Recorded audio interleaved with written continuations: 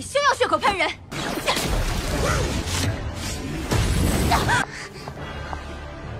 难逃大地怒火，便是粉身碎骨，只为揭露缥缈宫。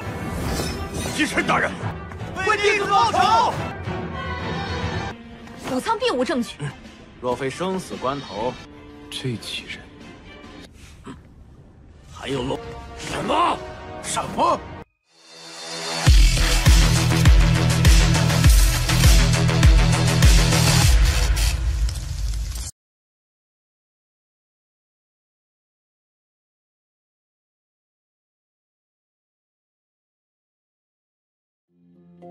Halo semuanya, selamat datang di Ruang Sinema. Bagaimana kabar kalian semua? Semoga selalu sehat dan baik-baik saja. Sesuai jadwal, jadi pada hari ini kita akan kembali melanjutkan series Donghua Martial Master episode terbaru, yang mana ini adalah episode yang ke-576. Bagi yang mau bergabung dengan series ini, kita sudah sediakan playlistnya. Jadi kalian bisa dengan mudah mencari di mana episode awal dari series ini. Sebelum kita mulai episode terbarunya, kita akan melihat dulu apa saja yang terjadi pada episode sebelumnya. Tepatnya pada episode 575.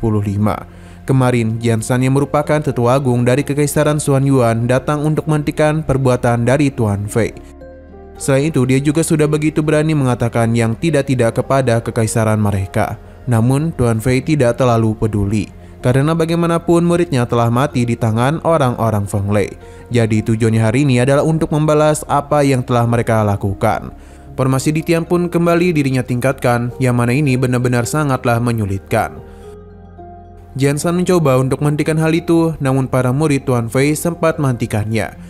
Ini tidaklah berlangsung lama karena kemampuan hebat yang Jian Shan miliki, dia bisa dengan mudah menghentikan perbuatan orang-orang itu. Ia bahkan juga sempat bertarung sengit dengan tetua Fu. Dalam pertarungan itu, terlihat kalau Jian Shan begitu mendominasi, hingga dia pun diberitahu oleh muridnya kalau Feng Lei dihabisi oleh orang-orang dari istana Piao Miao. Sekarang kita akan melanjutkan episode terbarunya. Hu Chen berkata kalau dirinya tidaklah berdaya dan hanya dapat menyaksikan murid-muridnya dihabisi. Ia sama sekali tidak dapat bertindak dan meminta kepada Jian Shan untuk dapat membantunya. Qin Chen tentu saja senang dengan akting hebatnya itu. Sedangkan para murid istana Piao Miao memintanya untuk berhenti berkata yang tidak-tidak. Dia yakin kalau mereka memiliki niatan jahat, jadi langsung saja melakukan penyerangan untuk menghukum Hu Chen. Jian Shan segera melakukan penyerangan balik yang mengakibatkan gadis ini terpental. Untung saja dia itu tidaklah terlalu terluka.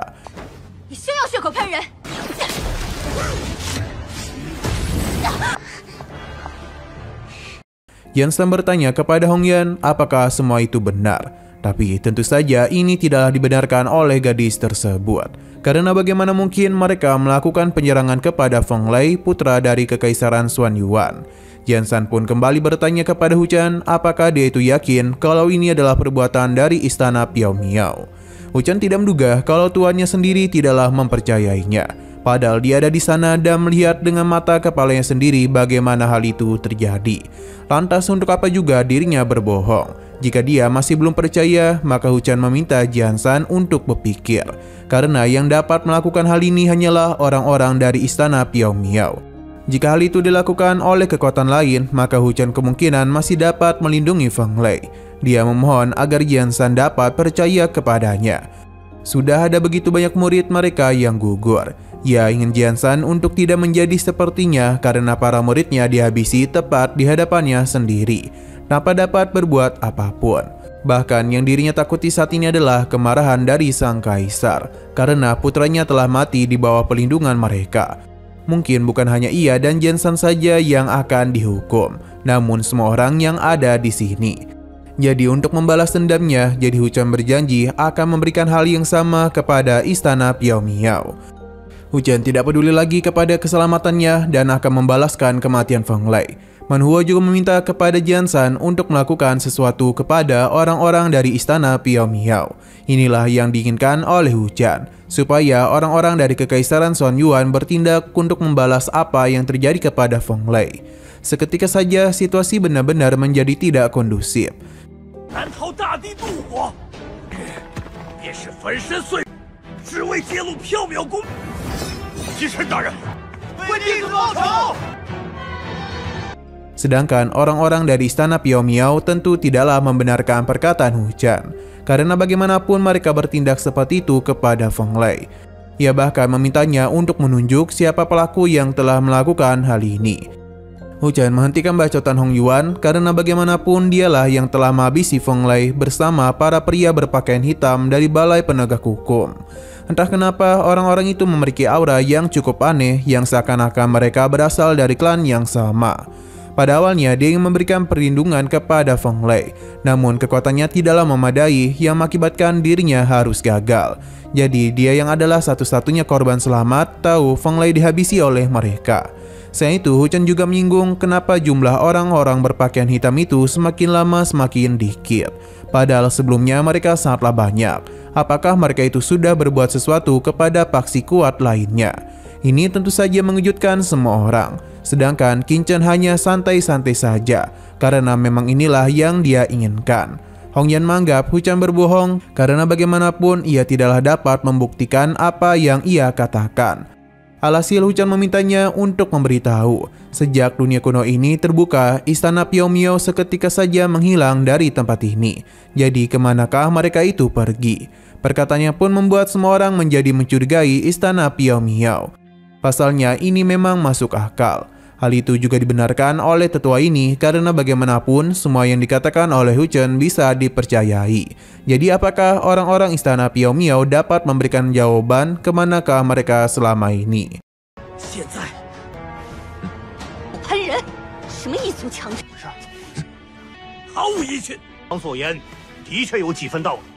Hong Yan yang masih belum menjawab malahan berpikir kalau perkataan Hujan tidaklah benar. Bahkan seorang Master Emperor saja tidak akan dapat berkata seperti itu, karena ini sama saja dengan mencoba menjebak istana Piao Miao.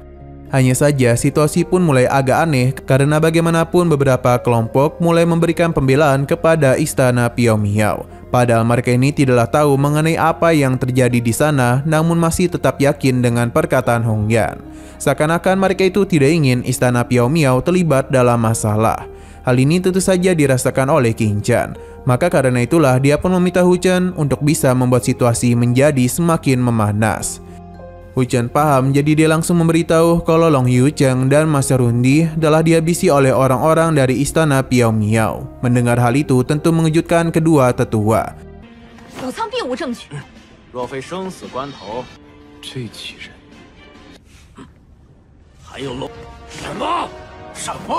Nah, sayang sekali lagi seru-serunya, episodenya pun harus bersambung dulu. Namun sebelum kita akhiri, seperti biasa kita akan melihat preview bagian selanjutnya. Sepertinya apa yang diinginkan oleh Qin Chen telah terjadi, di mana pertarungan langsung saja terjadi di tempat tersebut.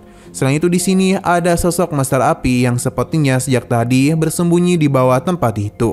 Alhasil pertarungan pun terjadi di antara semua orang. Mereka saling menyerang satu sama lain. Tapi tentu saja yang menjadi masalah utama di sini adalah para monster api.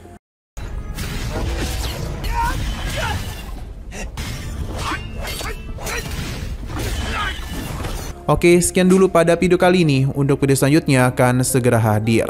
Jadi bagi kalian yang ingin mengikuti series ini, langsung saja klik subscribe dan aktifkan loncengnya. Terima kasih yang sudah menonton video sampai habis. Jika kalian suka pada video ini, klik like dan share ke teman-teman kalian tentang channel ini. Dan ditunggu aja kelanjutannya. Oke, sampai jumpa di video selanjutnya.